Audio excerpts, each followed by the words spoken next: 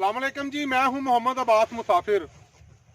ये आप बिल्डिंग देख रहे हैं, ये क़याम पाकिस्तान से पहले की बिल्डिंग है और इसके बारे में मुझे जो मालूमात मिली हैं वो तहरीरी मालूमात नहीं है, वो सीना गदट की मालूमात हैं। मुझे एक बुजुर्ग ने इसके बारे में बताया है कि ये क्या है। आए मैं आपको इसकी मुकम्मल तफसील बताता हूँ। ये छोटी सी प्यारी सी खूबसूरत सी इमारत हिंदुओं की तामीर करदा है। ये बिल्डिंग गुजरांवाला के मशहूर और मरूफ कस्बे अहमदानगर छट्टा में वाक़ है।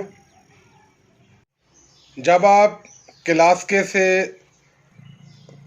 जानब अहमदानगर छट्टा आते हैं तो गांव में दाखिल होने से थोड़ा पहले लेफ़्ट साइड पे चौधरी अहमद जहांगीर छट्टा का शैलर आता है और शैलर से गुज़रने के बाद आप दाएं तरफ देखेंगे तो आपको ये बड़ी खूबसूरत सी प्यारी सी छोटी सी हिंदुओं की इबादत गाह नज़र आएगी। अहमदनगर छट्टा में रहने वाले हिंदू यहाँ अपनी इबादत और मजहबी रसूमात अदा करते थे।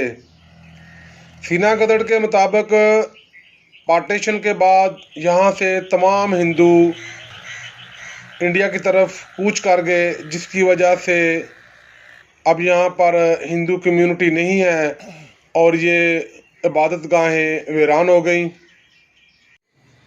दोस्तों, इसका तर्ज तमीर और इसकी बनावट बता रही है कि ये किसी मजहबी रहनुमा की समाध है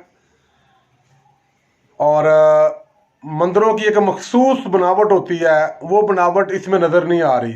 यहाँ के मुकामी लोग ये बताते हैं कि ये एक मंदिर है, लेकिन इसकी जो बनावट है, इसका जो तर्ज तामीर है, वो बता रहा है कि ये समाध है। इस सिलसिले में बाबर इम्तियाज़ साहब ऑफ गुजरात और मेरे बहुत ही काबिल एहतराम दोस्त अमित पंडित, इन्होंने भी इस बारे में मुझे काफ़ी मालूमात दी हैं और तरह से भी मालूमात हासिल की हैं और ये तमाम मालूमात ये बता रही हैं कि ये समाध मतवक्को है, ये मंदिर नहीं है।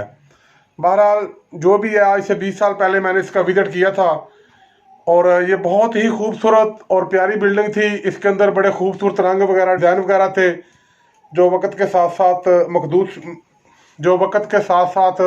मखदूश होते जा रहे हैं, ख़त्म होते जा रहे हैं। ये देखें, छोटी ईंटों की बनी हुई इमारत है और वक्त के साथ साथ ये काफ़ी हद तक ख़राब होती जा रही है।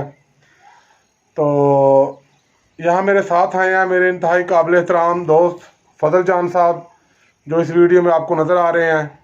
ये मेरे बहुत अच्छे दोस्त हैं, हर जगह इनकी कोशिश होती है मेरे साथ रहें।